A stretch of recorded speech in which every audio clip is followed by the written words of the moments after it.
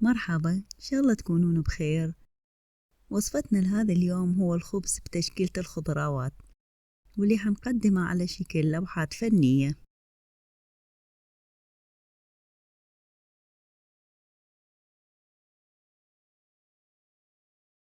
بالبداية حنحضر هنا مجموعة من الخضروات اللي حنشكلها على عجينة الخبز. أما لعجينة الخبز فنحتاج هنا تقريبا 500 جرام من الطحين.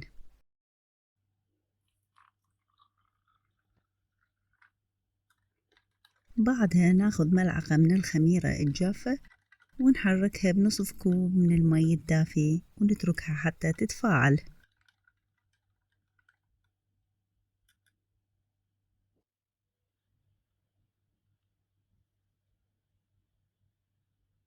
هنا نحاول ننخل الطحين حتى ما تبقى به أي تكتلات.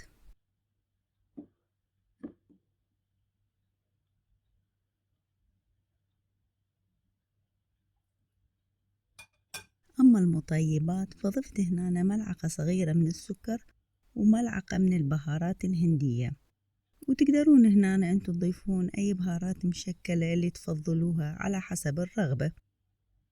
وبعدين ضفت ملعقة صغيرة من الماجي وملعقتين من زيت الزيتون.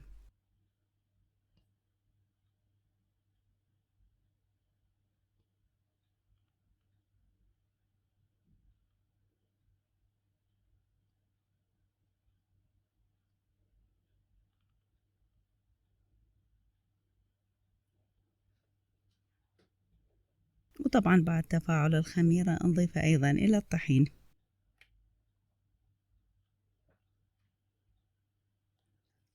هنبدي نعجن هنا العجينة بالمي ونحاول نخلي قوام العجينة مثل عجينة خبز التنور بحيث تبقى طرية وتبقى تلتصق بالإيد.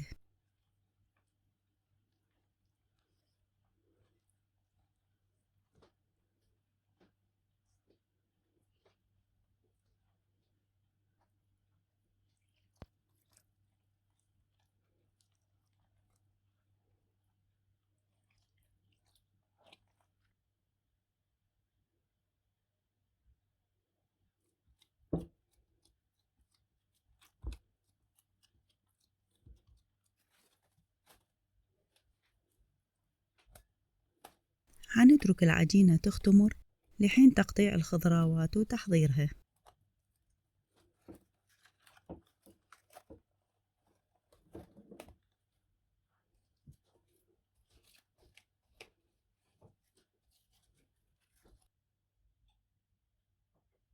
هنحضر صينية الفرن وندهن ورق الزبدة بزيت الزيتون قبل وضع العجين حتى سهل لنا العمل من نفرش العجينة على الصينية.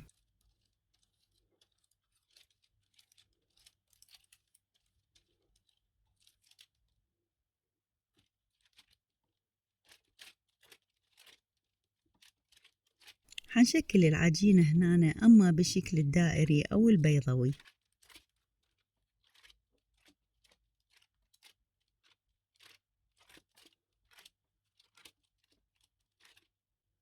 وحنحاول ندهن أطراف إصابعنا بالزيت ونضغط على سطح العجينة حتى لا تنتفخ عند خبزها بالفرن وتبقى محافظة على شكل الرسمة اللي على وجه العجينة.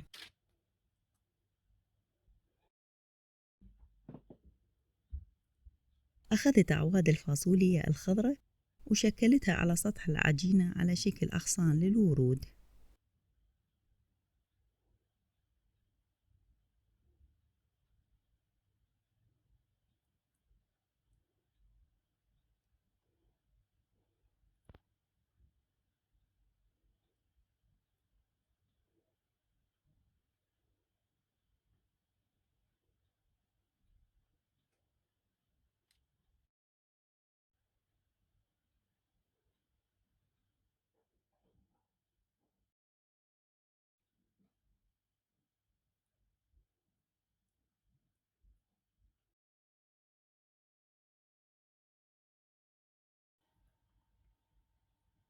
وقطعت بعدها الفلفل الأحمر والأصفر على شكل بتلات للأزهار.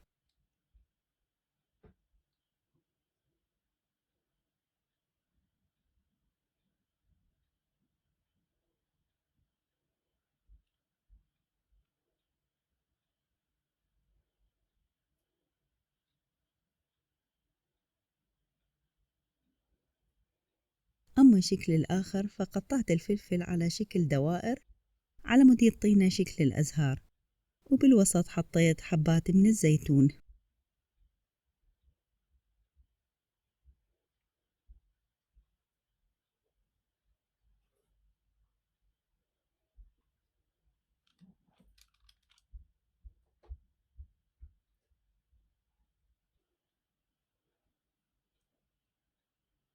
ضفت أوراق الأزهار اللي هي من المعدنوس أو الكرفس، وبالأسفل تقدرون ترصون الأوراق الخضروات الصغيرة على مود تضفي شكل الخضار.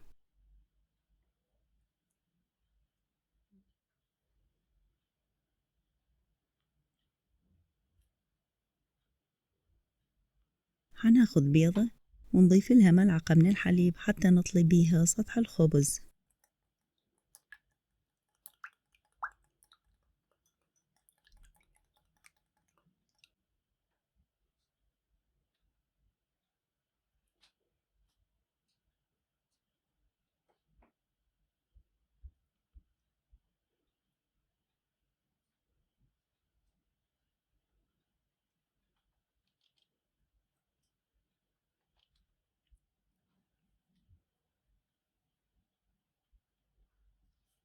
ورشيت بالأطراف السمسم الأبيض والأسود حتى ينطينا منظر كأنه إطار لصورة.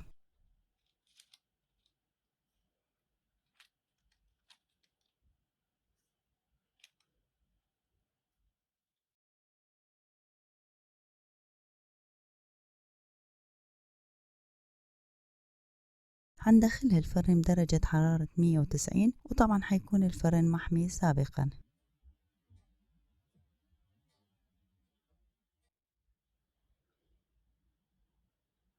أما الشكل الثاني للخبز فاستخدمت هنا البروكولي على شكل أشجار، وقطعت الباذنجان على أنه جذوع للأشجار وعلى شكل طيور.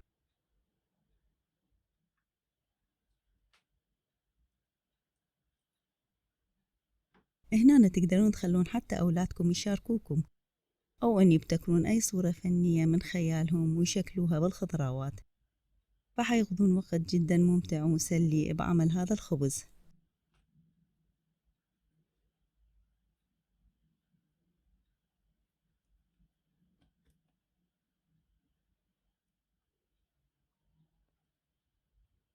أما الأطراف فضفت هنا إلها بذور عباد الشمس.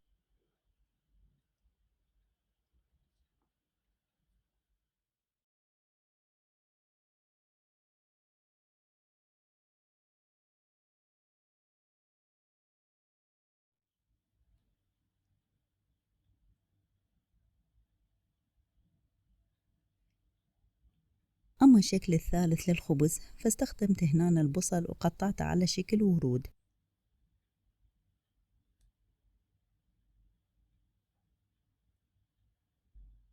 قطعت الجزر على شكل فراشات. أما إذا كانت متوفرة عندكم القطاعات فحيكون الأفضل، لأنه حسهل عندكم العمل وتختصر أيضا من الوقت.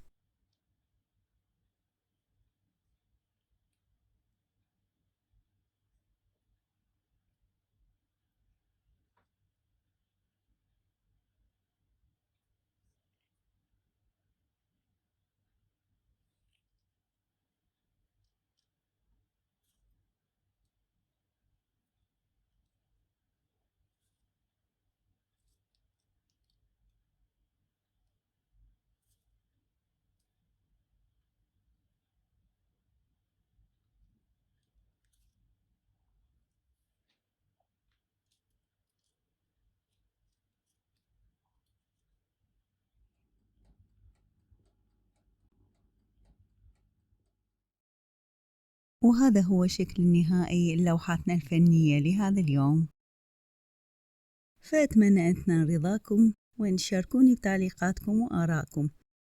وإذا عجبتكم وصفة هذا اليوم فلا تنسونا باللايك والاشتراك بالقناة حتى يوصلكم كل جديد. نشوفكم على خير.